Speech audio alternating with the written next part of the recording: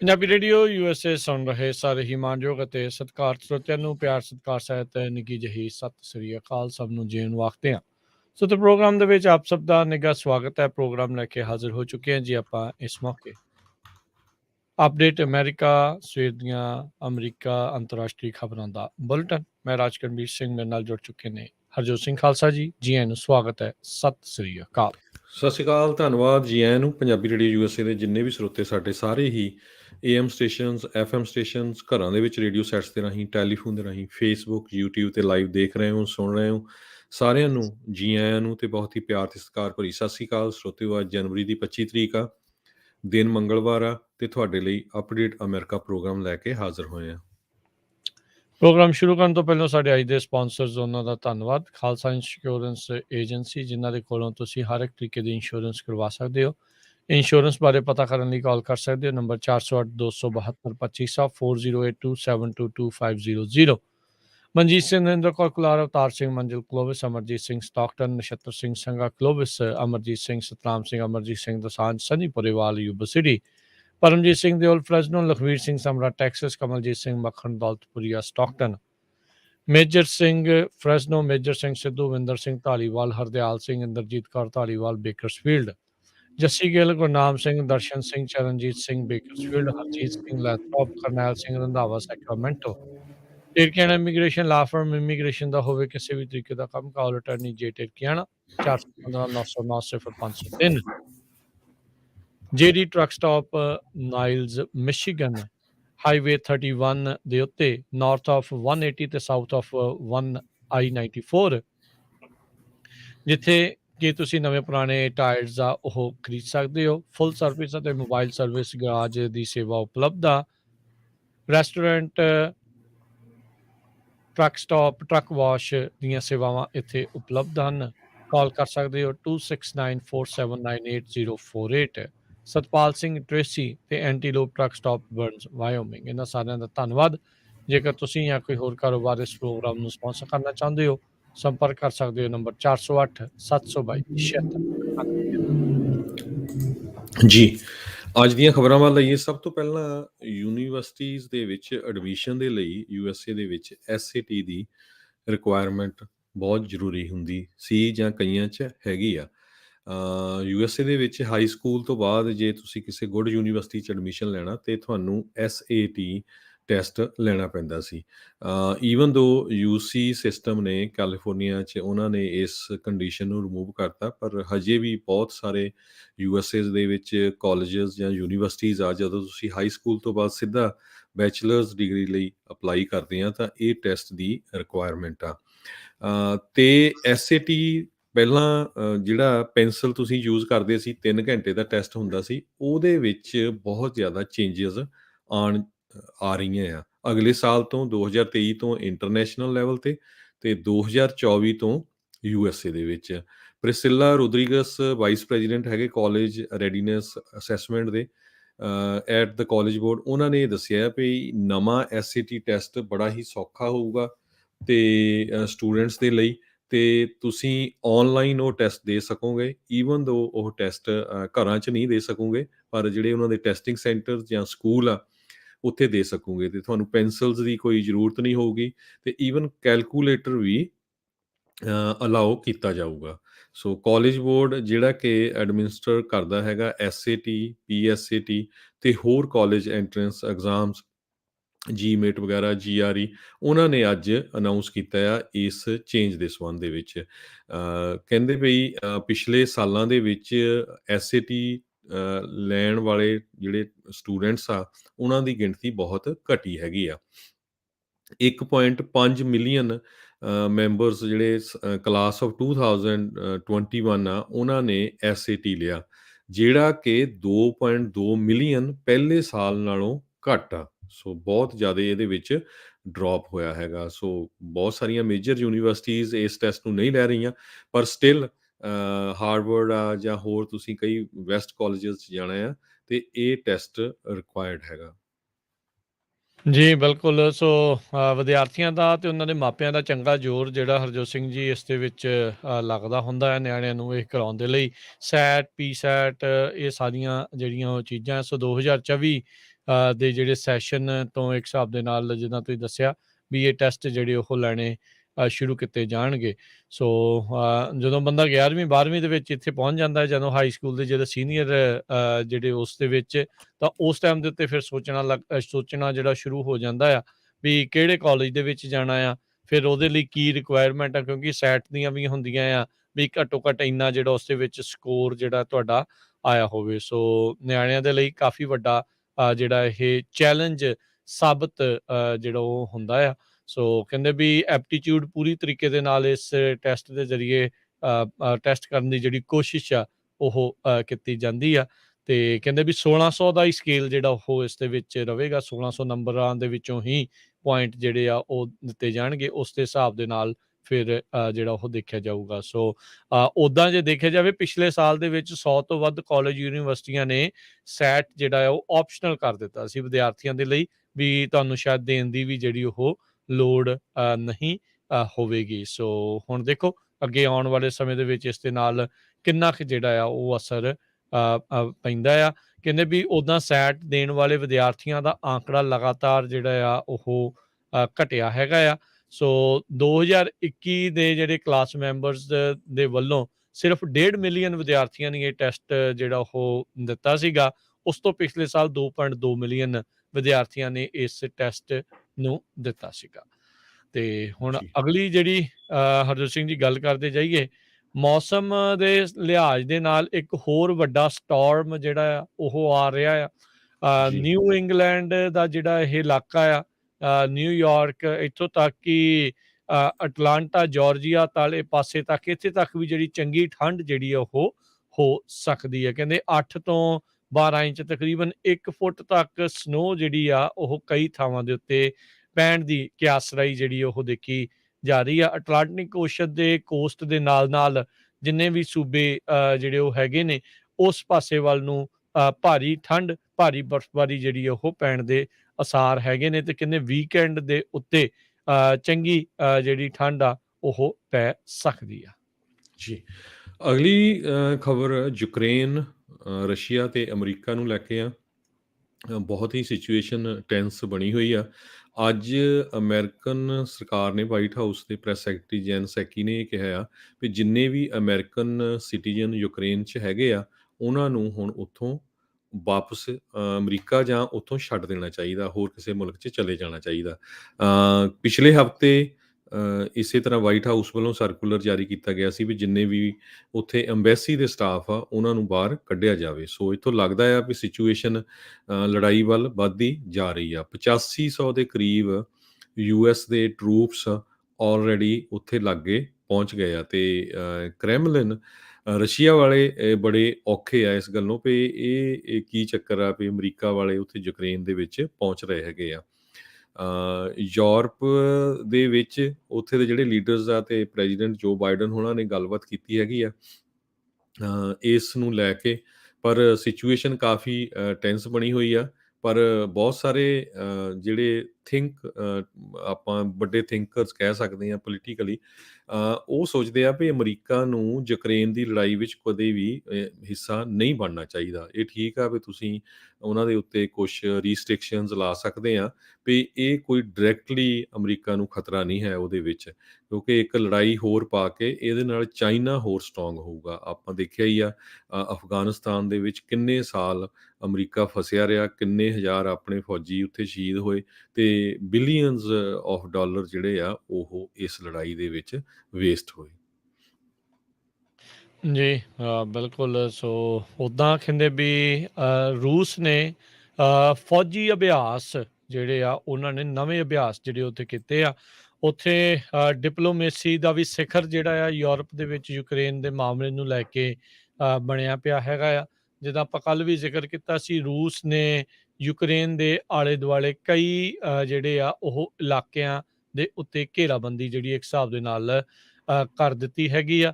ਬਹੁਤ ਸਾਰੇ ਟਿਕਾਣੇ ਜਿਹੜੇ ਆ ਉਸ ਦੇ ਉੱਤੇ ਫੌਜੀ ਤੈਨਾਤ ਉਹਨਾਂ ਨੇ ਕੀਤੇ ਹੈਗੇ ਆ। ਸੋ ਸਥਿਤੀ ਕਾਫੀ ਜ਼ਿਆਦਾ ਤਣਾਅ ਭਰਪੂਰ ਜਿਹੜੀ ਆ ਇਸ ਟਾਈਮ ਉੱਥੇ ਬਣੀ ਪਈ ਹੈਗੀ ਆ। ਕੱਲ੍ਹ ਪੈਂਟਾਗਨ ਨੇ 8000 ਤੋਂ ਵੱਧ ਫੌਜੀਆਂ ਨੂੰ ਹਾਈ ਅਲਰਟ ਦੇ ਉੱਤੇ ਕਰ ਦਿੱਤਾ ਸੀਗਾ ਵੀ ਤੁਹਾਨੂੰ ਤੁਰੰਤ ਯੂਰਪ ਦੇ ਲਈ ਡਿਪਲੋਏ ਕੀਤਾ ਜਾ ਸਕਦਾ ਆ। ਤੇ ਵੀ ਤੁਸੀਂ ਜਿਹੜੇ ਉਹ ਤਿਆਰ ਰਹੋ। ਸੋ ਨਾਟੋ ਦੇ ਵਿੱਚ ਯੂਕਰੇਨ ਜਿਹੜਾ ਉਹ ਨਾ ਜਾਵੇ, ਇਹ ਰੂਸ ਦਾ ਜਿਹੜਾ ਉਹ ਜ਼ੋਰ ਲੱਗਾ ਪਿਆ ਆ।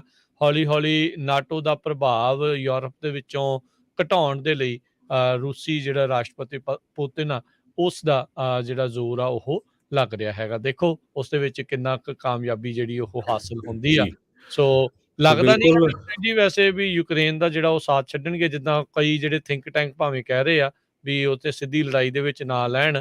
ਅੱਜ ਕਿੰਨੇ ਮਿਲੀਅਨ ਡਾਲਰ ਦੀ ਹੋਰ ਸਮੱਗਰੀ ਜਿਹੜੀ ਫੌਜੀ ਸਮੱਗਰੀ ਆ, ਉਹ ਯੂਕਰੇਨ ਨੂੰ ਜਿਹੜੀ ਅੱਜ ਅਮਰੀਕਾ ਨੇ ਜਿਹੜੀ ਉਹ ਘੱਲੀ ਹੈਗੀ ਆ।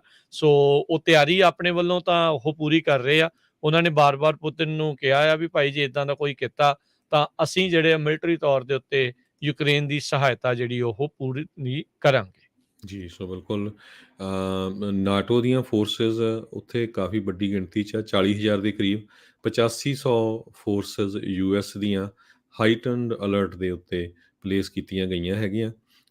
ਰਸ਼ੀਆ ਦੇ ਪ੍ਰੈਜ਼ੀਡੈਂਟ ਵਲਾਡੀਮੀਰ ਪੁਟਿਨ ਦੇ ਮੁਤਾਬਕ 1 ਲੱਖ ਦੇ ਕਰੀਬ ਉਹਨਾਂ ਦੇ ਫੌਜੀ ਯੂਕਰੇਨ ਦੇ ਬਾਰਡਰ ਦੇ ਉੱਤੇ ਹੈਗੇ ਆ। ਜਦੋਂ ਪ੍ਰੈਜ਼ੀਡੈਂਟ ਜੋ ਬਾਈਡਨ ਹੁਣੀ ਵਾਈਸ ਪ੍ਰੈਜ਼ੀਡੈਂਟ ਸੀਗੇ ਸੰਨ 2014 'ਚ, ਉਸ ਟਾਈਮ ਦੇ ਉੱਤੇ ਰਸ਼ੀਆ ਵਾਲੇ ਕਰੀਮੀਅਨ ਪੈਨਿਨਸੂਲਾ 'ਚ ਉਹਨਾਂ ਨੇ ਅਟੈਕ ਕੀਤਾ ਸੀ ਤੇ ਉਹਨਾਂ ਉਸ ਨੂੰ ਅਨੈਕਸ ਕਰ ਲਿਆ ਸੀ ਯੂਕਰੇਨ ਦੇ ਨਾਲੋਂ। ਸੋ ਇਹ ਸਿਚੁਏਸ਼ਨ ਤਾਂ ਕਾਫੀ ਜਿਹੜੀ ਪੁਰਾਣੀ ਚੱਲ ਰਹੀ ਆ। ਦੂਸਰੇ ਪਾਸੇ ਜਿਸ ਤਰ੍ਹਾਂ ਤੁਸੀਂ ਦੱਸਿਆ ਹੀ ਆ ਵੀ ਫੋਰਟ ਬ੍ਰੈਗ ਨਾਰਥ ਕੈਰੋਲਿਨਾ ਦੇ ਵਿੱਚ ਜਿਹੜੇ ਫੌਜੀ ਆ ਉਹਨਾਂ ਨੂੰ 8500 ਦੇ ਕਰੀਬ ਕਿਹਾ ਵੀ ਇਮੀਡੀਏਟਲੀ ਤਿਆਰ ਹੋਗਾ। ਉਹ ਪਹੁੰਚ ਵੀ ਗਏ ਆ ਤੇ ਇਹ 3rd ਬ੍ਰਿਗੇਡ ਕੰਬੈਟ ਟੀਮ ਤੇ ਉਹਨਾਂ ਦੀ 82nd ਏਅਰਬੋਰਨ ਡਿਵੀਜ਼ਨ ਆ, ਉਸ ਨੂੰ ਉੱਥੇ ਡਿਪਲੋਏ ਕੀਤਾ ਗਿਆ ਹੈਗਾ। ਜੀ, ਬਿਲਕੁਲ। ਅਗਲੀ ਜਿਹੜੀ ਹਰਜੋਤ ਸਿੰਘ ਜੀ ਗੱਲ ਕਰਦੇ ਜਾਈਏ, ਕਹਿੰਦੇ ਵੀ ਜਿਹੜੇ N95 ਮਾਸਕ ਆ, ਜਿਸ ਦੇ ਬਾਰੇ ਬਾਈਡਨ ਪ੍ਰਸ਼ਾਸਨ ਨੇ ਕਿਹਾ ਸੀਗਾ ਵੀ ਜਲਦ ਹੀ ਸਾਰੇ ਹੀ ਅਮਰੀਕੀਆਂ ਨੂੰ ਮੁਫਤ ਦੇ ਵਿੱਚ ਇਹ ਦਿੱਤੇ ਜਾਣਗੇ।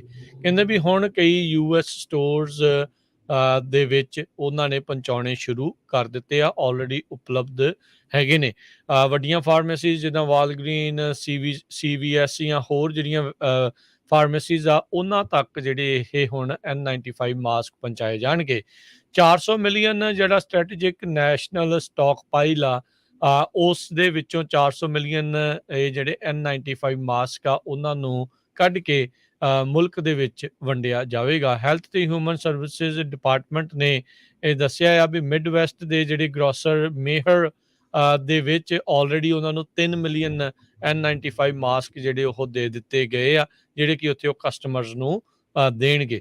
ਤੇ ਨਾਲ ਹੀ ਉਹਨਾਂ ਨੇ ਟਵੀਟ ਕਰਕੇ ਇਹ ਵੀ ਦੱਸਿਆ ਵੀ N95 ਮਾਸਕ ਜਿਹੜੇ ਆ ਉਹ ਹੁਣ ਫਾਰਮੇਸੀਜ਼ ਦੇ ਵਿੱਚ ਵੀ ਆ ਚੁੱਕੇ ਨੇ। ਹੁਣ ਇਹ ਨਹੀਂ ਪਤਾ ਵੀ ਆਪਣੇ ਕੈਲੀਫੋਰਨੀਆ ਦੇ ਵਿੱਚ ਇਹ ਕਦੋਂ ਉਪਲਬਧ ਜਿਹੜੇ ਹੋਣਗੇ। ਬਾਕੀ ਆ ਵੀ ਲੰਘਦੇ ਵੜ ਕੇ ਤੁਸੀਂ ਉਹਨਾਂ ਨੂੰ ਜਿਹੜਾ ਆ ਉਹ ਪੁੱਛ ਸਕਦੇ ਹੈਗੇ ਆ। ਵਾਲਗ੍ਰੀਨਸ ਨੇ ਦੱਸਿਆ ਵੀ ਸਾਨੂੰ ਉਮੀਦ ਆ ਵੀ ਆਉਂਦੇ ਸ਼ੁੱਕਰਵਾਰ ਤਾਈਂ ਸਾਨੂੰ ਪਹਿਲੀ ਸ਼ਿਪਮੈਂਟ ਆ ਇਸ ਨੈਸ਼ਨਲ ਸਟਾਕ ਪਾਈਲ ਦੇ ਵਿੱਚੋਂ ਜਿਹੜੇ ਫ੍ਰੀ N95 ਮਾਸਕ ਵੰਡਣੇ ਆ, ਉਹ ਜਿਹੜੇ ਉਹ ਪਹੁੰਚ ਜਾਣਗੇ। ਹਰ ਇੱਕ ਅਡਲਟ ਨੂੰ ਕਹਿੰਦੇ ਵੀ N95 ਮਾਸਕ ਆ ਉਹ ਅਵੇਲੇਬਲ ਹੋਊਗਾ। ਜਿੱਦਾਂ ਉਹਨਾਂ ਨੇ 4 ਟੈਸਟ ਇੱਕ ਪਰਿਵਾਰ ਦੇ ਲਈ ਕੋਵਿਡ ਦੇ ਜਿਹੜੇ ਉਹ ਐਲਾਨੇ ਸੀ। ਹੁਣ ਹਰਜੋਤ ਸਿੰਘ ਜੀ, ਤੁਹਾਨੂੰ ਇਹ ਕਿਤੇ ਦੇਖਣ ਨੂੰ ਜਾਂ ਪੜ੍ਹਨ ਨੂੰ ਮਿਲਿਆ ਵੀ ਕਿੰਨੇ ਮਾਸਕ ਇੱਕ ਪਰਿਵਾਰ ਨੂੰ ਜਿਹੜੇ ਉਹ ਦਿੱਤੇ ਜਾਣਗੇ? ਇੱਕ ਜਾਂ ਦੋ ਕਿੰਨਾ ਕੁਛ ਉਹਨਾਂ ਨੇ ਦੱਸਿਆ ਹੈ? ਪਤਾ ਨਹੀਂ ਪਰ ਫੈਮਿਲੀ ਸ਼ਾਇਦ 4 ਸੀ, ਪਰ ਆਪਾਂ ਕਨਫਰਮ ਕਰ ਲਾਂਗੇ ਫਿਰ ਆਉਣ ਵਾਲੇ ਕੱਲ ਨੂੰ, ਜੀ, ਜਾਂ ਆਪਾਂ ਦੱਸ ਦਾਂਗੇ ਜਿੰਨੇ ਸਾਡੇ ਸਰੋਤੇ ਹੈਗੇ ਆ। ਠੀਕ ਹੈ ਜੀ। ਜੀ। ਤੇ ਅਗਲੀ ਖਬਰ ਵੱਲ ਚੱਲੀਏ। ਰਾਜਕਨਵੀਰ ਸਿੰਘ ਜੀ, ਪ੍ਰੈਜ਼ੀਡੈਂਟ ਜੋ ਬਾਈਡਨ ਉਹਨਾਂ ਨੇ ਫੌਕਸ ਨਿਊਜ਼ ਚੈਨਲ ਦੇ ਰਿਪੋਰਟਰ ਪੀਟਰ ਡੂਸੀ ਨੂੰ ਜਿਹੜਾ ਇੱਕ ਗਾਲ ਵਾਲਾ ਸ਼ਬਦ ਵਰਤਿਆ ਸੀਗਾ, ਉਸ ਦੇ ਸੰਬੰਧ ਦੇ ਵਿੱਚ ਕਹਿੰਦੇ ਵੀ ਵਾਈਟ ਹਾਊਸ ਨੇ ਫੌਕਸ ਨੂੰ ਇਹ ਕਿਹਾ ਵੀ ਇਸ ਨੂੰ ਰਿਮੂਵ ਕਰ ਦਿਓ। ਤੇ ਵੀ ਅਸੀਂ ਵੀ ਪ੍ਰੈਜ਼ੀਡੈਂਟ ਜੋ ਬਾਈਡਨ ਹੋਣਾ ਨੇ ਉਸ ਰਿਪੋਰਟਰ ਦੇ ਬਾਬਤ ਇਹ ਕਿਹਾ ਵੀ ਮੈਂ ਨਥਿੰਗ ਅਗੇਂਸਟ ਹਿਮ, ਤੇ ਉਹ ਦੁਬਾਰਾ ਕੀ ਫਿਰ ਕੁਐਸਚਨ ਕਦੇ ਵੀ ਜਿਹੜੇ ਆ ਪੁੱਛ ਸਕਦੇ ਹੈਗੇ, ਕਿਉਂਕਿ ਇਹ ਕਾਫੀ ਕੁਝ ਇਹਦੇ ਬਾਬਤ ਮੀਡੀਆ ਦੇ ਵਿੱਚ ਰੌਲਾ ਪਿਆ। ਇਸ ਜਦੋਂ ਕੁਐਸਚਨ ਉਹਨਾਂ ਨੂੰ ਪੁੱਛਿਆ ਗਿਆ ਸੀ, ਇਸ ਤੋਂ ਪਹਿਲਾਂ ਵੀ ਕਹਿੰਦੇ ਵੀ ਇੱਕ ਫੌਕਸ ਦੇ ਚੈਨਲ ਵੱਲੋਂ ਰਸ਼ੀਆ ਦੇ ਜਿਹੜਾ ਐਂਟਰੀ ਆ ਯੂਕਰੇਨ ਦੇ ਸੰਬੰਧ ਦੇ ਵਿੱਚ ਕੁਐਸਚਨ ਪੁੱਛਿਆ ਗਿਆ ਸੀ, ਤਦ ਵੀ ਉਹਨੂੰ ਉਹ ਪ੍ਰੈਜ਼ੀਡੈਂਟ ਜੋ ਬਾਈਡਨ ਹੁਣੀ ਕਾਫੀ ਗੁੱਸੇ ਹੋਏ ਸੀ। ਜੀ, ਕਹਿੰਦੇ ਵੀ ਖਬਰ ਇਹ ਵੀ ਨਾਲ ਦੱਸ ਰਹੇ, ਕਹਿੰਦੇ ਵੀ ਗਾਲ ਕੱਢਣ ਤੋਂ ਬਾਅਦ ਦੇ ਵਿੱਚ ਸਟੂਪਿਡ ਸਨ ਆਫ ਤੇ ਉਹ ਬੀ ਵਰਡ ਜਿਹੜਾ ਉਹਨਾਂ ਨੇ ਅਖੀਰ ਦੇ ਵਿੱਚ ਜਿਹੜਾ ਉਹ ਵਰਤਿਆ, ਤੇ ਉਸ ਤੋਂ ਬਾਅਦ 'ਚ ਕਹਿੰਦੇ ਵੀ ਉਹਨੇ ਕਾਲ ਵੀ ਕੀਤੀ ਆ ਪੀਟਰ ਡੂਸੀ ਨੂੰ, ਤੇ ਮੁੜ ਕੇ ਆਪਸ ਦੇ ਵਿੱਚ ਕਲੀਅਰ ਕਰਨ ਦੀ, ਏਅਰ ਕਲੀਅਰ ਕਰਨ ਦੀ ਜਿਹੜੀ ਆ ਉਹ ਗੱਲ ਕੀਤੀ ਹੈਗੀ। ਕਹਿੰਦੇ ਵੀ he called on my cell phone, he said it's nothing personal pal. Ducey ਨੇ ਜਿਹੜਾ ਆ ਫੌਕਸ ਨਿਊਜ਼ ਦੇ ਜਿਹੜੇ ਹੈਨਿਟੀ ਪ੍ਰੋਗਰਾਮ ਦੇ ਵਿੱਚ ਬਾਅਦ 'ਚ ਆ ਕੇ ਜਿਹੜਾ ਆ ਉਹ ਦੱਸਿਆ ਸੀਗਾ। ਸੋ ਪੀਟਰ ਡੂਸੀ ਕਾਫੀ ਚਿਰ ਤੋਂ ਜਿਹੜੇ ਆ ਵਾਈਟ ਹਾਊਸ ਕੋਰਸਪੋਂਡੈਂਟ ਹੈਗੇ ਆ ਫੌਕਸ ਨਿਊਜ਼ ਦੇ ਵੱਲੋਂ। ਇਸ ਤੋਂ ਪਹਿਲਾਂ ਉਹਨਾਂ ਨੇ ਯੂਕਰੇਨ ਦੇ ਉੱਤੇ ਵੀ ਸਵਾਲ ਪੁੱਛਿਆ ਸੀ, ਬਾਅਦ ਦੇ ਵਿੱਚ ਇਨਫਲੇਸ਼ਨ ਦੇ ਉੱਤੇ ਸਵਾਲ ਪੁੱਛਣ ਦੀ ਜਦੋਂ ਗੱਲ ਕੀਤੀ ਸੀ, ਇਹ ਜਾਂਦੇ ਜਾਂਦੇ ਇਹ ਹੌਟ ਮਾਈਕ ਦੇ ਉੱਤੇ ਇਹ ਸਾਰਾ ਕੁਝ ਜਿਹੜਾ ਉਹ ਕੈਪਚਰ ਹੋ ਜੀ, ਗਿਆ ਸੀ। ਇਹ ਹੁਣ ਅਮਰੀਕਾ ਦੇ ਰਾਸ਼ਟਰਪਤੀਆਂ ਨੇ ਨਵੀਂ ਪਿਰਤ ਪਾਈ ਆ ਵੀ ਆਪਾਂ ਗਾਲਾਂ ਕੱਢਣੋਂ ਜਿਹੜਾ ਉਹ ਜੀ। ਹਟਣਾ ਨਹੀਂ ਸੋ ਹੈ। ਰਿਪੋਰਟਰ ਵੀ ਤੇਜ਼ ਆ, ਉਹ ਹੁਣ ਉਹ ਕਹਿੰਦਾ ਵੀ ਮੈਂ ਹੁਣ ਬੁੱਕ ਲਿਖਣ ਜਾ ਰਿਹਾ ਜਿਹਦਾ ਟਾਈਟਲ ਹੀ ਇਹ ਹੋਊਗਾ। ਹਾਂਜੀ। ਹੁਣ ਕਹਿੰਦਾ ਵੀ ਡਾਲਰ ਬਣਾਓ, ਚਲੋ ਵਧੀਆ ਆ। ਜੀ, ਪਿਛਲੇ ਪ੍ਰਸ਼ਾਸਨ ਦੇ ਵੇਲੇ ਵੀ ਆਲੇ ਦੁਆਲੇ ਕਈ ਪੱਤਰਕਾਰਾਂ ਨੇ ਏਦਾਂ ਹੀ ਜਿਹੜੀਆਂ ਕਿਤਾਬਾਂ ਬਣਾ ਕੇ ਚੰਗੇ ਡਾਲਰ ਜਿਹੜੇ ਉਹ ਕੁੱਟੇ ਸੀਗੇ। ਸੋ ਹੁਣ ਦੇਖੋ ਏਦਾਂ ਹੀ ਜਿਹੜਾ ਹੁਣ ਇਸ ਵਾਰੀ ਵੀ ਹੋਊਗਾ। ਅਗਲੀ ਜਿਹੜੀ ਹਰਜੋਤ ਸਿੰਘ ਜੀ ਕੁਛ ਇਕੋਨਮੀ ਦੀ ਗੱਲ ਕਰਦੇ ਜਾਈਏ ਤਾਂ ਫੈਡ ਮੁਲਾਕਾਤ ਕਰ ਰਹੀ ਆ। ਇਸ ਮਹੀਨੇ ਤਾਂ ਕਹਿੰਦੇ ਇੰਟਰਸਟ ਰੇਟ ਨਹੀਂ ਹਾਈਕ ਕਰਨੇ, ਪਰ ਉਹਨਾਂ ਨੇ ਇਸ਼ਾਰਾ ਕੀਤਾ ਵੀ ਮਾਰਚ ਮਹੀਨੇ ਦੇ ਵਿੱਚ ਇਸ ਸਾਲ ਦਾ ਪਹਿਲਾ ਇੰਟਰਸਟ ਰੇਟ ਉਹ ਵਧਾਇਆ ਜਾਊਗਾ। ਤੇ ਪਾਲਿਸੀ ਕਹਿੰਦੇ ਆ ਵੀ ਉਸ ਦੇ ਵਿੱਚ ਹੋਰ ਸਖਤੀਆਂ ਤੇ ਹੋਰ ਜਿਹੜਾ ਕੱਸ ਕੇ ਉਸ ਨੂੰ ਰੱਖਿਆ ਜਾਊਗਾ। Policy ਟਾਈਟਨਿੰਗ is coming. So federal reserve ਨੇ ਜਿਹੜਾ ਆ ਇਹ ਇਸ਼ਾਰਾ ਆਲਰੇਡੀ ਕਰ ਦਿੱਤਾ ਆ। ਬੁੱਧਵਾਰ ਨੂੰ ਕਹਿੰਦੇ ਵੀ ਆਪਣੀ ਪਾਲਿਸੀ ਸਟੇਟਮੈਂਟ ਇਹਨਾਂ ਨੇ ਕੱਲ ਨੂੰ ਇਸ਼ੂ ਕਰਨੀ ਆ, ਬਾਅਦ ਦੁਪਹਿਰ ਨੂੰ। ਸੋ ਕਹਿੰਦੇ ਵੀ 2 ਦਿਨਾਂ ਦੀ ਮੀਟਿੰਗ ਤੋਂ ਬਾਅਦ ਦੇ ਵਿੱਚ ਹਮੇਸ਼ਾ ਹੀ ਜਿਹੜੇ ਇਹ 2 ਦਿਨ ਦੀ ਮੀਟਿੰਗ ਕੀਤੀ ਜਾਂਦੀ ਆ। ਸੋ ਬੁੱਧਵਾਰ ਨੂੰ ਉੱਤੇ ਵਾਹਵਾ ਲੋਕਾਂ ਦਾ ਜਿਹੜਾ ਉਹ ਧਿਆਨ ਰਹਿੰਦਾ ਆ। ਸੋ ਸਟਾਕ ਮਾਰਕੀਟ ਦੀ ਕਰੈਕਸ਼ਨ ਵੀ ਨਾਲ ਦੇ ਨਾਲ ਇਸੇ ਮੌਕੇ ਜਿਹੜੀ ਉਹ ਚੱਲ ਰਹੀ ਆ।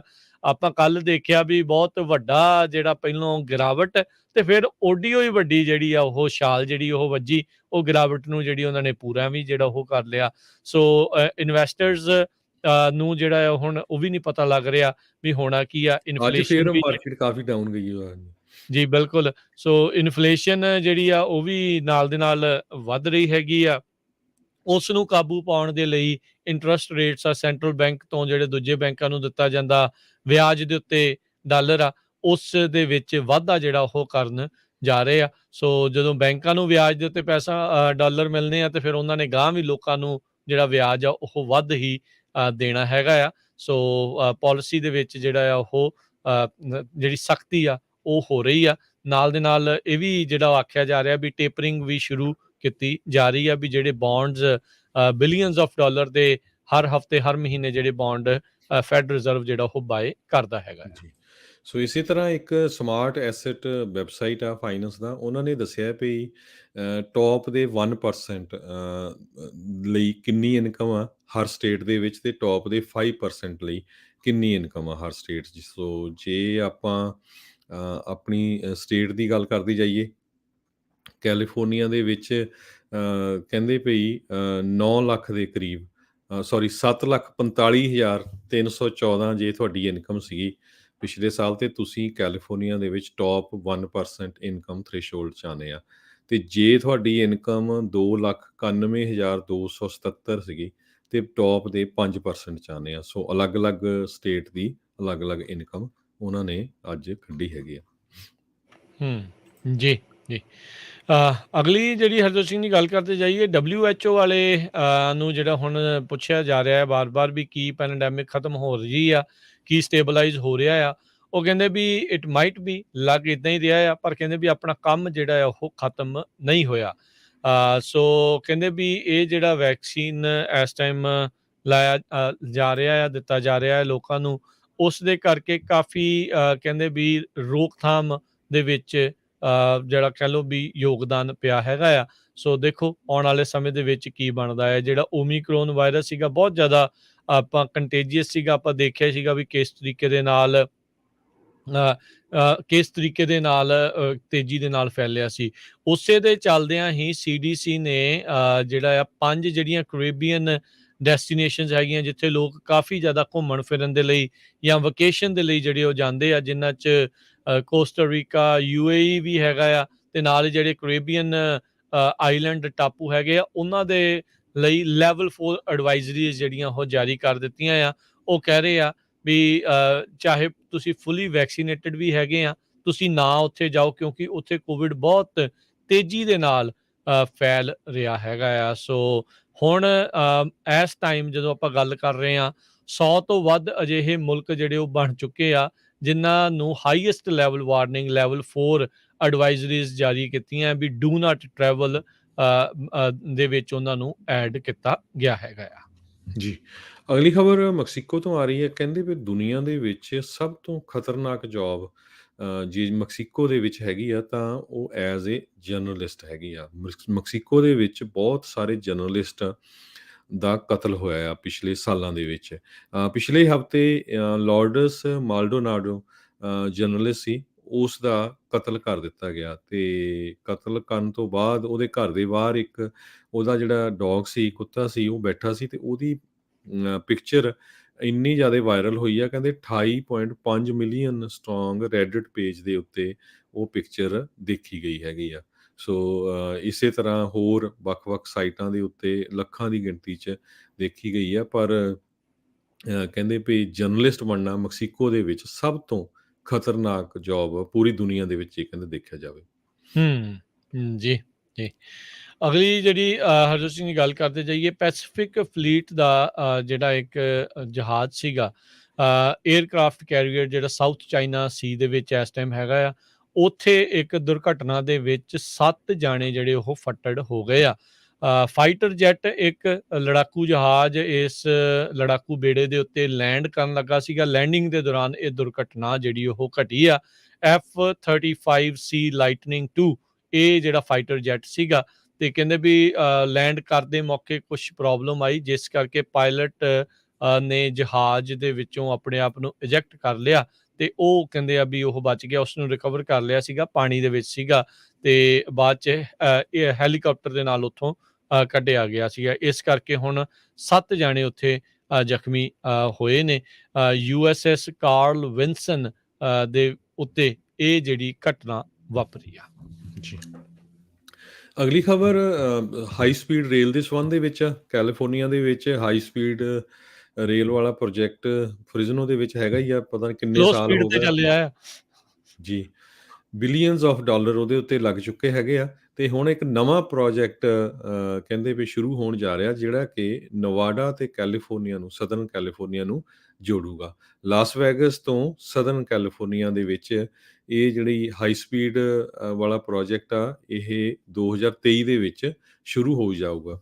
ਬ੍ਰਾਈਟ ਲਾਈਨ ਇੱਕ ਪੈਸੇਂਜਰ ਰੇਲ ਕੰਪਨੀ ਹੈਗੀ ਆ।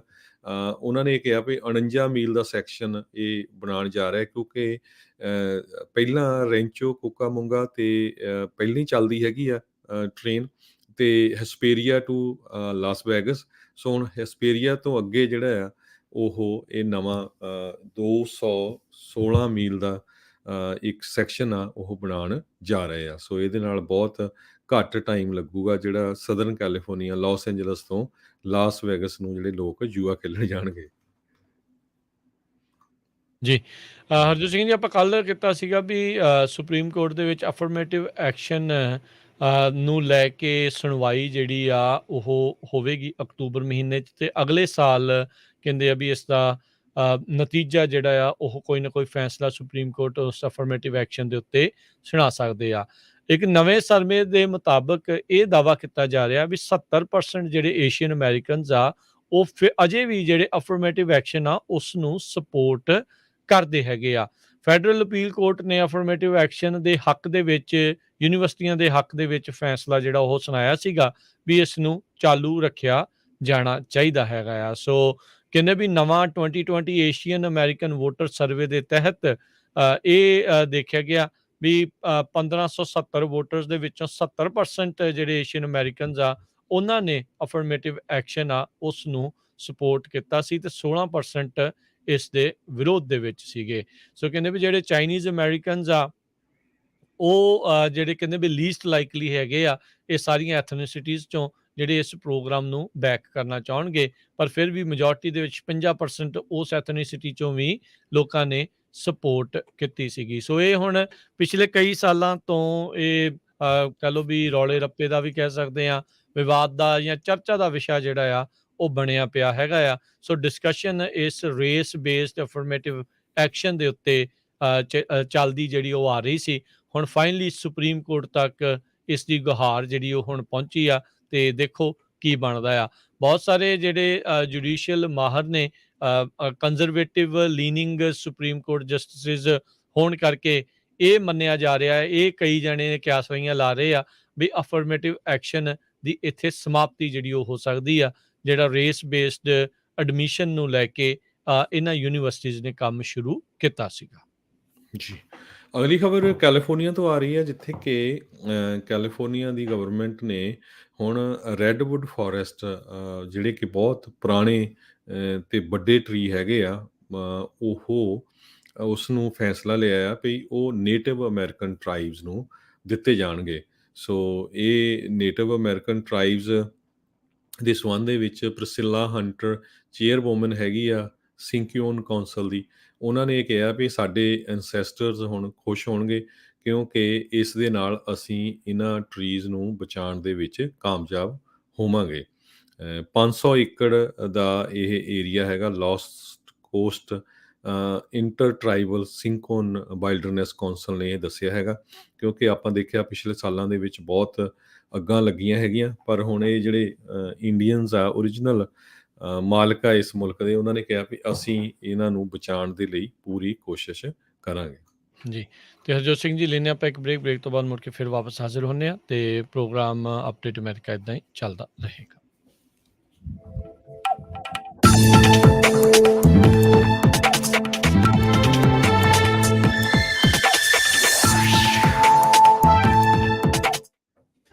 ਤੁਸੀਂ ਸੁਣ ਰਹੇ ਹੋ Punjabi radio USA, KOBO Yuba City 1450 AM, KIID Sacramento 1470 AM, KWRU Fresno 1300 AM, KLHC Bakersfield 1350 AM, KCVR Stockton Modesto 1570 AM। ਸੁਣੋ ਜੀ, ਅੱਜ ਤੇ ਕੁਝ ਖੱਟਾ ਮਿੱਠਾ ਤੇ ਕਰਾਰਾ ਕਰਾਰਾ ਖਾਣ ਦਾ ਦਿਲ ਕਰਦਾ ਹੈ। ਕੀ ਖਵਾਓਗੇ ਅੱਜ? ਲਓ ਫਿਰ ਚੱਕੋ ਫੋਨ ਤੇ ਕਰੋ ਆਰਡਰ ਆਪਣੇ ਨਾਲ ਦੇ ਸ਼ਿਕਾਗੋ ਪੀਜ਼ਾ ਟਵਿਸਟ ਤੇ। ਹੁਣੇ 2 ਨਵੇਂ ਫਲੇਵਰਸ ਕੱਢੇ ਨੇ ਇਹਨਾਂ ਨੇ, ਅਚਾਰੀ ਪੀਜ਼ਾ ਤੇ ਮਨਚੂਰੀਅਨ ਪੀਜ਼ਾ। ਭਾਵੇਂ ਚਿਕਨ ਵਾਲਾ ਮੰਗਵਾਓ ਤੇ ਭਾਵੇਂ ਪਨੀਰ ਵਾਲਾ, ਵਿੰਗਾ ਦੀ ਤੇ ਗੱਲ ਹੀ ਕੋਈ ਹੋਰ ਹੈ। ਬਸ ਉਂਗਲੀਆਂ ਚੱਟਦੇ ਰਹੋ। ਨਾਲ ਹੀ ਮੈਂ ਆਰਡਰ ਕਰਦੀ ਹਾਂ ਇਹਨਾਂ ਦਾ ਸਪੈਸ਼ਲ ਸ਼ਾਹੀ ਪਨੀਰ ਤੇ ਬਟਰ ਚਿਕਨ ਪਾਸਤਾ। ਬੱਚੇ ਬੜੇ ਸ਼ੌਕ ਨਾਲ ਖਾਂਦੇ ਨੇ। ਜੀ ਹਾਂ, ਸ਼ਿਕਾਗੋ ਪੀਜ਼ਾ ਟਵਿਸਟ ਦੀ ਨਵੀਂ ਲੁੱਕ ਤੇ ਨਵੀਂ ਸਵਾਦਾਂ ਨੂੰ ਇੰਜੋਏ ਕਰੋ। ਇੱਥੇ ਹਰ ਰੋਜ਼ ਐਗਲੈਸ ਡੋ ਅਤੇ ਤਾਜ਼ੀਆਂ ਸਬਜ਼ੀਆਂ ਨਾਲ ਪੀਜ਼ੇ ਤਿਆਰ ਕੀਤੇ ਜਾਂਦੇ ਨੇ। ਵੈਜ ਅਤੇ ਨਾਨ ਵੈਜ ਪੀਜ਼ਾਸ ਦਾ ਸਵਾਦ ਲੈਣ ਲਈ ਆਪਣੀ ਨੀਅਰੈਸਟ ਲੋਕੇਸ਼ਨ ਤੇ ਫੋਨ ਕਰੋ। ਫ੍ਰੈਸਨੋ ਵਿੱਚ 2 ਲੋਕੇਸ਼ਨਸ, ਸ਼ਾਹ ਅਤੇ ਮਾਰਕਸ ਦੇ ਕਾਰਨਰ ਤੇ, ਕਿੰਗਸ ਕੈਨੀਅਨ ਅਤੇ ਕਲੋਵਿਸ ਦੇ ਕਾਰਨਰ ਤੇ, ਹੰਡਨ ਅਤੇ ਕਲੋਵਿਸ ਦੇ ਕਾਰਨਰ ਤੇ, ਸੈਲਮਾ ਵਿੱਚ ਮੈਕਾਲ ਐਵੇਨਿਊ ਤੇ ਅਤੇ ਵਿਜ਼ਾਲੀਆ ਵਿੱਚ ਮੂਨੀ ਬੁਲੇਵਰਡ ਤੇ। ਵਧੇਰੇ ਜਾਣਕਾਰੀ ਲਈ ਅਤੇ ਆਨਲਾਈਨ ਆਰਡਰ ਕਰਨ ਲਈ ਲੌਗਇਨ ਕਰੋ chicagospizzatwist.com ਤੇ। ਸਵਾਦ ਦਾ ਅਸਲੀ ਬਾਦਸ਼ਾਹ ਸ਼ਿਕਾਗੋਸ ਪੀਜ਼ਾ ਟਵਿਸਟ। ਜੇਕਰ ਤੁਸੀਂ ਨਵੀਂ ਗੱਡੀ ਖਰੀਦਣ ਬਾਰੇ ਸੋਚ ਰਹੇ ਹੋ ਤਾਂ ਅਮਰੀਕਾ ਦਾ ਭਰੋਸੇਯੋਗ ਬ੍ਰਾਂਡ ਹੋਂਡਾ ਹੈ ਤੁਹਾਡੀ ਸੇਵਾ ਦੇ ਵਿੱਚ। ਹੋਂਡਾ ਆਫ ਕਲੋਵਿਸ ਵਿਖੇ ਨਵੀਂ ਇਨਵੈਂਟੋਰੀ ਪਹੁੰਚ ਚੁੱਕੀ ਹੈ। ਕਾਰਾਂ, SUVs, ਪਿਕਅਪ ਟਰੱਕਸ, ਹਰ ਇੱਕ ਚੀਜ਼ ਮੌਜੂਦ ਹੈ। ਇੱਥੇ ਜਾ ਕੇ ਅੱਜ ਹੀ ਆਪਣੇ ਪੰਜਾਬੀ ਵੀਰ ਰਾਜ ਸੰਧੂ ਦੇ ਨਾਲ ਗੱਲ ਕਰੋ। ਇਹਨਾਂ ਨੂੰ 12 ਸਾਲਾਂ ਦਾ ਐਕਸਪੀਰੀਅੰਸ ਹੈ, ਤੁਹਾਨੂੰ ਬਹੁਤ ਹੀ ਵਧੀਆ ਡੀਲ ਲੈ ਕੇ ਦੇਣਗੇ। $500 ਦੀ ਸਿੱਧੀ saving. 5599423528 Honda of Clovis, 750 West Horrendon Avenue, Clovis। ਜੇ ਤੁਸੀਂ ਚਾਹੁੰਦੇ ਹੋ ਵਧੀਆ ਕੁਆਲਿਟੀ ਦੀ ਇੰਡੀਅਨ ਗਰੋਸਰੀ ਬਹੁਤ ਹੀ ਸਸਤੇ ਵਧੀਆ ਦਾਮਾਂ ਦੇ ਉੱਤੇ, ਤਾਂ ਅੱਜ ਹੀ ਪਹੁੰਚੋ Fresno community market 4825 East olive avenue Fresno ਵਿਖੇ। ਹਰ ਤਰ੍ਹਾਂ ਦੀ ਇੰਡੀਅਨ ਪੰਜਾਬੀ ਗਰੋਸਰੀ ਤੁਸੀਂ ਇਹਨਾਂ ਤੋਂ ਖਰੀਦ ਸਕਦੇ ਹੋ। ਕਾਲ 559-255-1299। ਇੰਡੀਅਨ ਪੰਜਾਬੀ ਗਰੋਸਰੀ ਬਾਜ਼ਾਰ ਦੇ ਨਾਲੋਂ ਸਸਤੇ ਦਾਮਾਂ ਦੇ ਉੱਤੇ। Fresno community market 4825 East olive avenue Fresno, 5592551299। ਖੁਸ਼ੀਆਂ ਦੇ ਰੰਗ ਮਾਣੋ ਕਰੀ ਹਾਊਸ ਵਾਲਿਆਂ ਦੇ ਸੰਗ ਐਸਲਨ ਤੇ ਵੈਸਟ ਕਾਰਨਰ ਤੇ north point event centre banquet ਹਾਲ। 300 ਕਾਰਾਂ ਦੀ ਪਾਰਕਿੰਗ ਵਾਲਾ ਖੁੱਲਾ ਡੁੱਲਾ ਤੇ ਨਵਾਂ ਨਕੋਰ ਹਾਲ। ਇੱਕੋ ਸਮੇਂ ਤੇ 600 ਤੇ 200 ਬੰਦਿਆਂ ਵਾਲੀ ਗੈਦਰਿੰਗ ਵੀ ਕੋਈ ਵੀ ਪਾਰਟੀ ਕਰ ਸਕਦੇ ਹੋ। ਇੱਕੋ ਜਗ੍ਹਾ ਤੇ ਖਾਣਾ ਤੇ ਡੈਕੋਰੇਸ਼ਨ ਦਾ ਵੀ ਪ੍ਰਬੰਧ ਹੈ, ਤੇ ਉਹ ਵੀ ਸਾਰਾ ਕੁਝ ਡਿਸਕਾਊਂਟ ਰੇਟ ਤੇ। ਓਪਨ ਏਰੀਆ ਪੈਟੀਓ ਵੀ ਹੈ। 300 ਕਾਰਾਂ ਦੀ ਖੁੱਲੀ ਪਾਰਕਿੰਗ। ਕੜੀ ਹਾਊਸ ਵਾਲਿਆਂ ਦਾ ਹੁਣ ਦੂਸਰਾ ਰੈਸਟੋਰੈਂਟ ਵੀ ਖੁੱਲ ਗਿਆ ਹੈ। 50 ਬੰਦਿਆਂ ਤੋਂ ਲੈ ਕੇ 5000 ਬੰਦਿਆਂ ਦੀ ਪੂਰੇ ਕੈਲੀਫੋਰਨੀਆ ਦੇ ਵਿੱਚ ਇੱਕੋ ਸਮੇਂ ਕੇਟਰਿੰਗ ਕਰਦੇ ਨੇ। ਇੱਕੋ ਛੱਤ ਥੱਲੇ ਸਾਰੀਆਂ ਸੇਵਾਵਾਂ ਲੈਣ ਲਈ ਹਰਮਨ ਬਾਵਾ ਨੂੰ ਕਾਲ ਕਰੋ 747 258 8820 747-258-8820 559 558 8643 559-558-8643 ਕੀ ਤੁਸੀਂ ਵਧੀਆ ਮਕੈਨਿਕ ਦੀ ਭਾਲ ਵਿੱਚ ਹੋ ਤਾਂ ਚੇਤੇ ਰੱਖੋ ਦੀਪਸ ਆਟੋ ਰਿਪੇਅਰ ਫ੍ਰੈਜ਼ਨੋ ਜੋ ਕਿ ਜੈਂਸਨ ਅਤੇ ਪੀਚ ਐਵਨਿਊ ਦੇ ਲਾਗੇ ਸਥਿਤ ਹੈ। ਇੱਥੋਂ ਆਪ ਜੀ ਆਪਣੀਆਂ ਗੱਡੀਆਂ ਦੀ ਫੁੱਲ ਰਿਪੇਅਰਸ ਕਰਵਾ ਸਕਦੇ ਹੋ ਜਿਵੇਂ ਕਿ ਆਇਲ ਚੇਂਜਸ, ਬ੍ਰੇਕਸ ਆਦਿ। ਦੀਪਸ ਆਟੋ ਰਿਪੇਅਰ ਜੋ ਕਿ star certified smart check station ਵੀ ਹੈ ਤਾਂ ਤੁਸੀਂ ਕਾਰਸ ਅਤੇ ਪਿਕਅਪ ਦੀ ਸਮਾਰਟ ਚੈੱਕ ਵੀ ਕਰਵਾ ਸਕਦੇ ਹੋ। ਸਾਡੇ ਸਰਟੀਫਾਈਡ ਆਟੋ ਮਕੈਨਿਕਸ ਤੁਹਾਡੀਆਂ ਖਰਾਬ ਹੋਈਆਂ ਗੱਡੀਆਂ ਨੂੰ ਫ੍ਰੀਵੇ ਤੇ ਭੱਜਣ ਲਾ ਦੇਣਗੇ। ਦੀਪਸ ਆਟੋ ਰਿਪੇਅਰ ਬਹੁਤ ਸਾਰੀਆਂ ਰਿਪੇਅਰਸ ਤੇ 24 ਮਹੀਨੇ ਜਾਂ 24000 ਮੀਲ ਦੀ ਗਾਰੰਟੀ ਵੀ ਪ੍ਰਦਾਨ ਕਰਦੇ ਹਨ। ਇੱਥੋਂ ਤੁਸੀਂ ਆਪਣੀਆਂ ਗੱਡੀਆਂ ਨੂੰ ਨਵੇਂ ਟਾਇਰਸ ਵੀ ਪਵਾ ਸਕਦੇ ਹੋ ਅਤੇ ਕੂਪਨ ਕੋਡ ਗੁਰਦੀਪ ਸ਼ੇਰਗਿੱਲ ਦੱਸਣ ਤੇ ਆਪ ਜੀ ਦੀਆਂ ਗੱਡੀਆਂ ਦੇ ਨਵੇਂ ਟਾਇਰਸ ਦੀ ਫ੍ਰੀ ਅਲਾਈਨਮੈਂਟ ਵੀ ਕੀਤੀ ਜਾਵੇਗੀ। ਮੋਰ ਇਨਫੋਰਮੇਸ਼ਨ ਜਾਂ ਅਪਾਇੰਟਮੈਂਟ ਬਣਾਉਣ ਦੇ ਲਈ ਆਪ ਜੀ ਸੁਪਰਵਾਈਜ਼ਰ ਜੋਗਿੰਦਰ ਸਿੰਘ ਸੋਹਲ ਜਾਂ ਮਾਸਟਰ ਮਕੈਨਿਕ ਗੁਰਜੀਤ ਸਿੰਘ ਸੋਹਲ ਨੂੰ 5594851140 559 485 1140 ਤੇ ਕਾਲ ਕਰ ਸਕਦੇ ਹੋ ਔਰ ਲੌਗ ਇਨ deepsautorepair.com। ਕੁਆਲਿਟੀ ਦਾ ਨਾਮ ਦੀਪਸ auto repair 5594851140।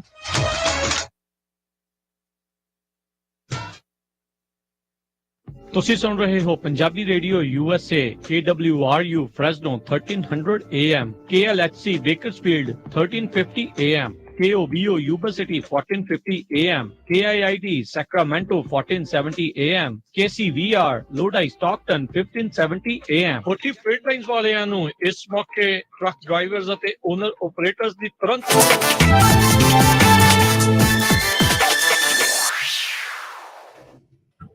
Punjabi radio USA ਸੁਣ ਰਹੇ ਸਾਰੇ ਹੀ ਮਾਣਯੋਗ ਅਤੇ ਸਤਿਕਾਰ ਤੇ ਸਰੋਤਿਆਂ ਨੂੰ ਪਿਆਰ ਸਤਿਕਾਰ ਸਹਿਤ ਨਿੱਘੀ ਜਿਹੀ ਸਤਿ ਸ੍ਰੀ ਅਕਾਲ। ਸਭ ਨੂੰ ਜੀ ਆਇਆਂ ਨੂੰ ਆਖਦੇ ਹਾਂ।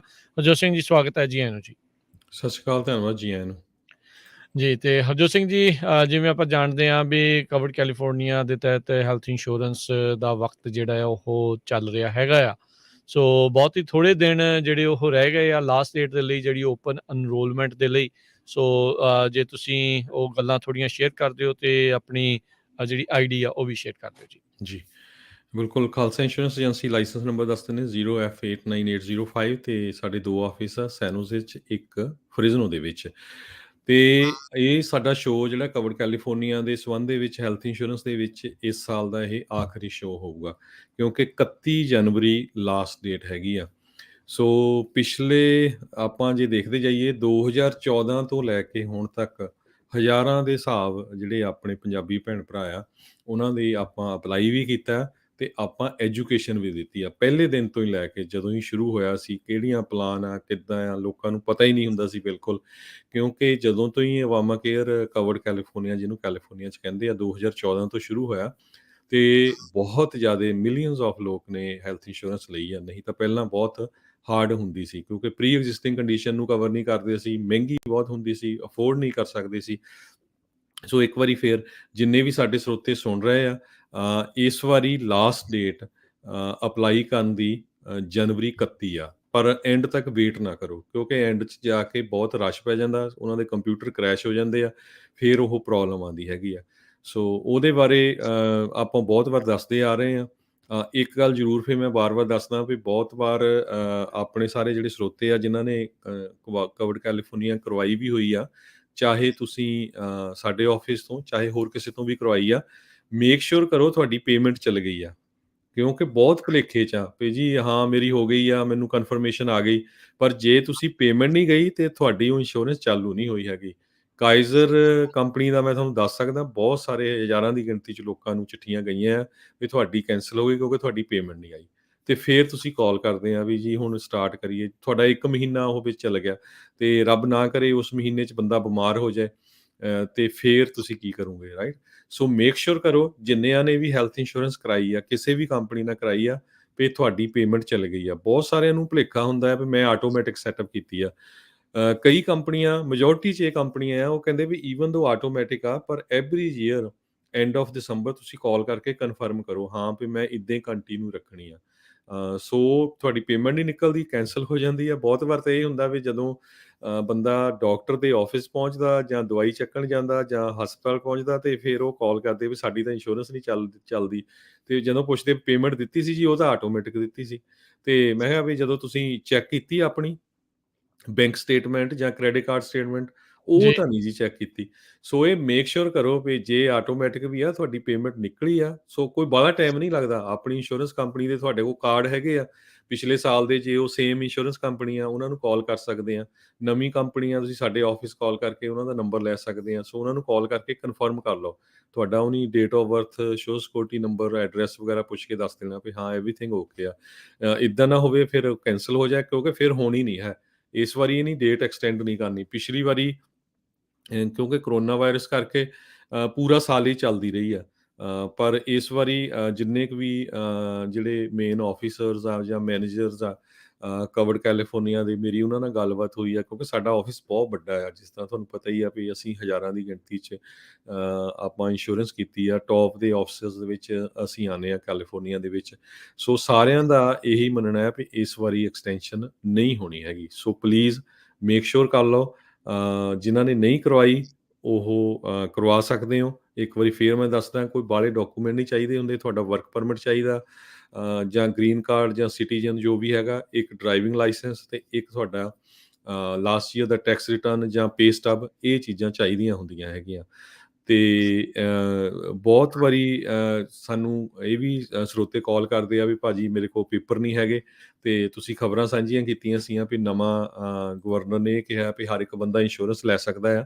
ਉਹਦੇ ਵਿੱਚ ਉਹਨਾਂ ਨੇ ਇਹ ਕਿਹਾ ਵੀ ਜਿਹੜੇ 26 ਸਾਲ ਤੋਂ ਯੰਗ ਹੈਗੇ ਆ ਅਤੇ 50 ਸਾਲ ਤੋਂ ਓਲਡ ਹੈਗੇ, ਸੋ ਯੂਜਲੀ ਉਹ ਕਾਉਂਟੀ ਤੋਂ ਤੁਹਾਨੂੰ ਐਮਰਜੈਂਸੀ ਪਲਾਨ ਦਿੰਦੇ ਆ। ਉਹਦੇ 'ਚ ਉਹ ਵਰਕਆਊਟ ਕਰ ਰਹੇ ਹੈਗੇ ਹਜੇ ਹੋਰ। ਉਹ ਪ੍ਰਪੋਜ਼ਲ ਸੀਗਾ ਨਵੇਂ ਬਜਟ ਜੀ, ਦੇ ਵਿੱਚ, ਜੀ ਹਾਂ, ਉਹ ਹੋਇਆ ਉਸ 'ਚ ਹਜੇ ਹੋਰ ਵਰਕਆਊਟ ਕਰ ਰਿਹਾ। ਜਦੋਂ ਹੀ ਉਹ ਹੋਇਆ ਤੇ ਆਪਾਂ ਜ਼ਰੂਰ ਦੱਸਾਂਗੇ, ਕਿਉਂਕਿ ਕੈਲੀਫੋਰਨੀਆ 'ਚ ਬਹੁਤ ਕੁਛ ਚੱਲ ਰਿਹਾ। ਇੱਕ ਨਵਾਂ ਬਿੱਲ ਆ ਰਿਹਾ, ਉਹਦੇ 'ਚ ਯੂਨੀਵਰਸਲ ਹੈਲਥ ਕੇਅਰ ਦੀ ਵੀ ਗੱਲ ਹੋ ਰਹੀ ਆ, ਸੋ ਉਹਦੇ ਪਾਸ ਹੋਣ ਦੀ ਵੀ ਗੱਲ ਹੋ ਰਹੀ ਆ, ਕਿਉਂਕਿ ਇਹ billions of dollar the spending ਹੈਗੀ ਆ ਹੈਲਥ ਇੰਸ਼ੋਰੈਂਸ ਦੇ ਉੱਤੇ। ਸੋ ਉਹ ਹਜੇ ਤੱਕ ਫਾਈਨਲ ਨਹੀਂ ਹੋਇਆ, ਜਦੋਂ ਹੋਇਆ ਉਹ ਜ਼ਰੂਰ ਦੱਸਾਂਗੇ। ਸੋ ਪਰ ਮੇਕ ਸ਼ੋਰ ਕਰੋ ਹਰ ਇੱਕ ਨੇ, ਹਰ ਇੱਕ ਜਿਹੜਾ ਆਪਣਾ ਕੈਲੀਫੋਰਨੀਆ ਦਾ ਰੈਜ਼ੀਡੈਂਟ ਆ ਉਹ ਇੰਸ਼ੋਰੈਂਸ ਲਵੇ, ਕਿਉਂਕਿ ਨਹੀਂ ਤਾਂ ਫਾਈਨ ਵੀ ਹੋਣਾ ਆ।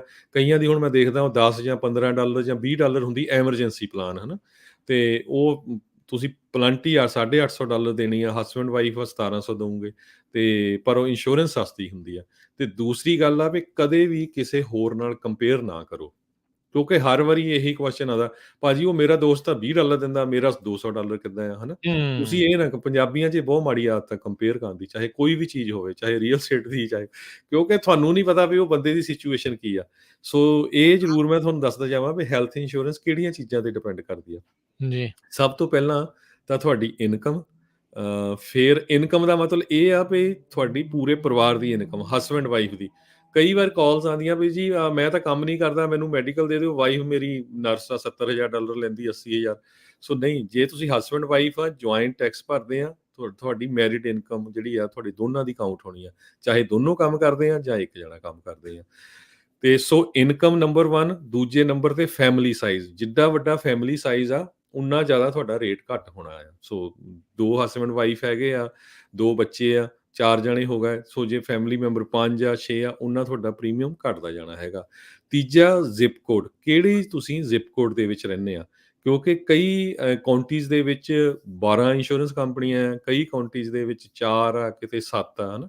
ਸੋ ਕੰਪੀਟੀਸ਼ਨ ਜ਼ਿਆਦਾ ਹੁੰਦਾ, ਇਹ ਬਹੁਤ ਜ਼ਰੂਰੀ ਆ। ਸੋ ਏਜ ਦੇ ਉੱਤੇ ਡਿਪੈਂਡ ਕਰਦਾ। ਸੋ ਜਿੱਦਾਂ ਤੁਹਾਡੀ ਏਜ ਵਧੀ ਜਾਂਦੀ ਆ, ਤੁਹਾਡੇ ਰੇਟ ਵੀ ਜਿਹੜੇ ਇੰਸ਼ੋਰੈਂਸ ਦੇ ਵੱਧਦੇ, ਚਾਹੇ ਉਹ ਲਾਈਫ ਇੰਸ਼ੋਰੈਂਸ ਆ, ਚਾਹੇ ਉਹ ਹੈਲਥ ਇੰਸ਼ੋਰੈਂਸ ਹੈਗੀਆਂ। ਸੋ ਇਹ ਕੁਛ ਕੁ ਜਿਹੜੇ ਪੁਆਇੰਟ ਆ ਜਿਨ੍ਹਾਂ ਦੇ ਉੱਤੇ ਬੇਸਡ ਹੈਗੀ ਆ। ਸੋ ਕਈ ਵਾਰੀ ਤੁਹਾਨੂੰ ਪਤਾ ਨਹੀਂ ਹੁੰਦਾ ਵੀ ਅਗਲੇ ਬੰਦੇ ਨੇ ਇਨਕਮ ਕਿੰਨੀ ਸ਼ੋਅ ਕੀਤੀ ਆ, ਰਾਈਟ। ਸੋ ਇਹ ਪਤਾ ਹੀ ਨਹੀਂ ਵੀ ਅਗਲੇ ਨੇ ਖਰੇ ਲੋਸ ਹੀ ਸ਼ੋਅ ਕੀਤਾ ਹੈ, ਅਤੇ ਤੁਸੀਂ ਸੋਚਦੇ ਵੀ ਨਹੀਂ ਉਹਦੇ ਘਰ ਦੇ ਬਾਹਰ ਤਾਂ 10 ਟਰੱਕ ਆ, ਪਰ ਜਦੋਂ ਤੁਸੀਂ ਇਨਕਮ ਦੇ ਪੇਪਰ ਦੇਖਦੇ ਫਿਰ ਪਤਾ ਲੱਗਦਾ ਵੀ ਉਹ 'ਤੇ ਨੈਟ ਇਨਕਮ ਕਿੰਨੀ ਆ।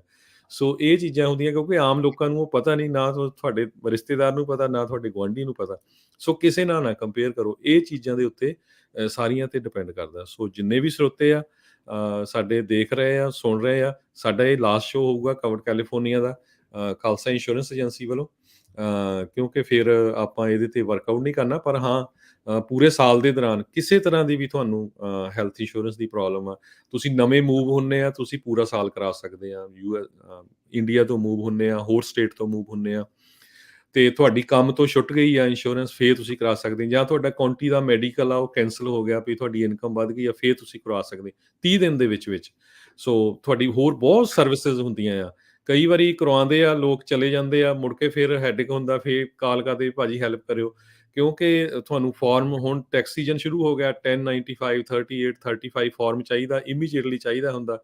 ਮੇਰੇ ਆਫਿਸ 'ਚ 9-10 ਦੇ ਕਰੀਬ EMPLOYEE ਆ, ਸਾਰੇ ਹੈਲਥ ਇੰਸ਼ੋਰੈਂਸ 'ਤੇ ਵਰਕਆਊਟ ਕਰਦੇ ਆ, ਆਪਾਂ ਬਾਰ-ਬਾਰ ਦੱਸਦੇ ਰਹਿੰਦੇ ਆ। ਸੋ ਹਮੇਸ਼ਾ ਹੀ ਸਵੇਰ ਦੇ 9 ਤੋਂ ਰਾਤ ਦੇ 9 ਵਜੇ ਤੱਕ ਤੁਹਾਨੂੰ ਜਵਾਬ ਜ਼ਰੂਰ ਮਿਲੂਗਾ ਵੀ ਹਾਂ ਇੱਥੇ ਹਾਜ਼ਰ ਹੈਗੇ ਆ, ਠੀਕ ਆ, ਤੁਹਾਨੂੰ 1-2 ਘੰਟੇ ਦੇ ਵਿੱਚ ਕਾਲ ਕਰ ਦਾਂਗੇ ਜਾਂ ਕਿਹੜੀ ਪ੍ਰੋਬਲਮ ਹੈਗੀ ਆ। ਹੋਰ ਤੁਹਾਡੇ ਫੈਮਿਲੀ ਸਾਈਜ਼ 'ਚ ਕੋਈ ਚੇਂਜ ਹੁੰਦਾ, ਕਿਸੇ ਦਾ ਡਿਵੋਰਸ ਹੋ ਗਿਆ, ਕਿਸੇ ਦਾ ਬੱਚਾ ਹੋ ਗਿਆ, ਕਿਸੇ ਦੀ ਡੈਥ ਹੋ ਗਈ, ਸੋ ਸਾਰਾ ਸਾਲ ਕੁਛ ਨਾ ਕੁਛ ਚੇਂਜਸ ਆਉਂਦੀਆਂ ਰਹਿੰਦੀਆਂ। ਇਹ ਨਹੀਂ ਵੀ ਤੁਸੀਂ ਇੱਕ ਵਾਰੀ ਕਰਵਾ ਲਈ ਤਾਂ ਦੈਟਸ ਇਟ। ਸੋ ਇਹ ਕਾਫੀ ਕੰਪਲੀਕੇਟਡ ਇਸ਼ੂ ਆ ਬਹੁਤ ਵਾਰ, ਕਿਉਂਕਿ ਆਪਣੇ ਬੱਚੇ ਵੀ ਪੜ੍ਹੇ ਲਿਖੇ ਆ। ਬਹੁਤ ਵਾਰ ਬੰਦੇ ਸੋਚਦੇ ਵੀ ਹਾਂ ਨਹੀਂ ਮੈਂ ਤਾਂ ਪੜ੍ਹਿਆ, ਇਹ ਤਾਂ ਆਨਲਾਈਨ ਝੱਟ ਐਪਲੀਕੇਸ਼ਨ ਭਰ ਦੇਣੀ ਆ, ਜਦੋਂ ਅਸੀਂ ਦੇਖਿਆ ਟੋਟਲੀ ਗਲਤ ਇਨਫੋਰਮੇਸ਼ਨ ਭਰੀ ਹੁੰਦੀ ਹੈਗੀ ਆ। ਸੋ ਜਿਹੜਾ ਹਮੇਸ਼ਾ ਹੀ ਜਿਹੜਾ ਪ੍ਰੋਫੈਸ਼ਨਲ ਬੰਦਾ ਆ ਕੋਈ ਵੀ ਫੀਲਡ ਦਾ, ਉਹਦੇ ਨਾਲ ਸਲਾਹ ਕਰੋ। ਮੈਂ ਇਹ ਨਹੀਂ ਕਹਿੰਦਾ ਵੀ ਮੇਰੇ ਨਾਲ ਕਰੋ, ਮੇਰੇ ਨਾਲ ਵੀ ਕਰ ਲਓ, ਹੋਰ ਕਿਸੇ ਨਾਲ ਵੀ, ਕਿਸੇ ਵੀ ਆਫਿਸ ਦੇ ਵਿੱਚ ਕਾਲ ਕਰਕੇ 1-2 ਆਫਿਸ ਕਨਫਰਮ ਕਰੋ। ਜੀ, ਸੋ ਇਹਨਾਂ ਨੂੰ ਕੰਟੈਕਟ ਕਰ ਸਕਦੇ ਹੋ ਤੁਸੀਂ 408 272 2500 4082722500। ਸੋ 31 ਜਨਵਰੀ ਲਾਸਟ ਆ। ਦੇਖੋ ਜੇ ਇਸ ਵਾਰ ਨਹੀਂ ਕਰਾਉਂਗੇ ਤਾਂ $800 ਪਰ ਅਡਲਟ ਤੇ $400 ਪਰ ਚਿਲਡਰਨ, ਉਹ ਫਿਰ ਫਾਈਨ ਵੀ ਅਗਲੇ ਸਾਲ ਦੇਣਾ ਪੈਣਾ ਆ। ਉਹ ਤੋਂ ਘੱਟ ਦੇ ਵਿੱਚ ਤੁਹਾਡੀ ਇੰਸ਼ੋਰੈਂਸ ਜਿਹੜੀ ਉਹ ਹੋਣ ਦੇ ਕਾਫੀ ਜਿਹੜੇ ਚਾਂਸਿਸ ਹੈਗੇ ਆ। ਸੋ ਬੈਟਰ ਆ ਵੀ ਤੁਸੀਂ ਆਪਣੀ ਜਿਹੜੀ ਹੈਲਥ ਇੰਸ਼ੋਰੈਂਸ ਕਵਰਡ ਕੈਲੀਫੋਰਨੀਆ ਦੇ ਤਹਿਤ ਜਿਹੜੀ ਉਹ ਤੁਸੀਂ ਕਰਵਾ ਲਓ, ਤਾਂ ਜੋ ਕੋਈ ਪਤਾ ਨਹੀਂ ਆ ਵੀ ਕਦੋਂ ਕਿਸੇ ਨੂੰ ਹਸਪਤਾਲ ਦੇ ਵਿੱਚ ਜੇ ਕਿਤੇ ਜਾਣਾ ਪੈ ਜੇ। $40,000 ਦਾ ਜਿਹੜਾ ਆ ਉਹ ਖਰਚਾ 1-2 ਰਾਤਾਂ ਬਗੈਰ ICU 'ਚ ਗਏ ਵੈਂਟੀਲੇਟਰ ਤੇ ਲੱਗੇ ਆ ਜਾਂਦਾ ਆ, ਤੇ ਰੱਬ ਨਾ ਕਰੇ ਕਿ ਇਹਦੇ ਵੈਂਟੀਲੇਟਰ ਜਾਂ ਮੇਜਰ ਚੀਜ਼ ਜੇ ਕੋਈ ਆ ਜਾਂਦੀ ਆ ਤਾਂ $1.25 ਲੱਖ ਤੋਂ $1.5 ਲੱਖ ਦਾ ਖਰਚਾ ਜਿਹੜਾ ਉਹ ਆ ਜਾਂਦਾ ਆ। ਚਾਹੇ ਕੋਈ ਜਿੰਨੀ ਮਰਜ਼ੀ ਕਿਸੇ ਦੀ ਕਮਾਈ ਹੋਵੇ, ਉਹ ਭਰਿਆ ਨਹੀਂ ਜਾਂਦਾ, ਉਹ ਬਹੁਤ ਔਖਾ ਲੱਗਦਾ ਆ। ਤੇ ਉਸ ਚੀਜ਼ ਤੋਂ ਬਚਾਅ ਦੇ ਲਈ ਹੀ ਇਹ ਜਿਹੜੀਆਂ ਇੰਸ਼ੋਰੈਂਸਿਸ ਆ ਤੁਹਾਨੂੰ ਜਿਹੜੀਆਂ ਉਹ ਮਿਲਦੀਆਂ ਨੇ। ਹੁਣ ਤਾਂ ਦੇਖੋ ਇਸ ਓਬਾਮਾ ਕੇਅਰ ਦੀ ਇੱਕ ਸਭ ਤੋਂ ਵਧੀਆ ਬੈਸਟ ਲੈਗੇਸੀ ਇਹੀ ਆ ਵੀ ਤੁਹਾਨੂੰ ਕੋਈ ਵੀ ਬਿਮਾਰੀ ਹੋਵੇ, ਕੋਈ ਤੁਹਾਨੂੰ ਨਾ ਨਹੀਂ ਕਰ ਸਕਦਾ ਜੀ ਤੁਹਾਨੂੰ ਹੈਲਥ ਇੰਸ਼ੋਰੈਂਸ ਜਿਹੜੀ ਉਹ ਦੇਣ ਤੋਂ। ਜੀ। ਸੋ ਤੇ 10 ਚੋਂ 9 ਜਣਿਆਂ ਨੂੰ ਫਾਈਨੈਂਸ਼ੀਅਲ ਏਡ ਮਿਲਦੀ ਆ। ਹੁਣ ਤੁਸੀਂ ਹਿਸਾਬ ਲਾ ਲਓ ਵੀ ਹਰ ਇੱਕ ਬੰਦੇ ਨੂੰ ਫਾਈਨੈਂਸ਼ੀਅਲ ਏਡ ਹੈਲਪ ਮਿਲ ਰਹੀ ਹੈਗੀ ਆ।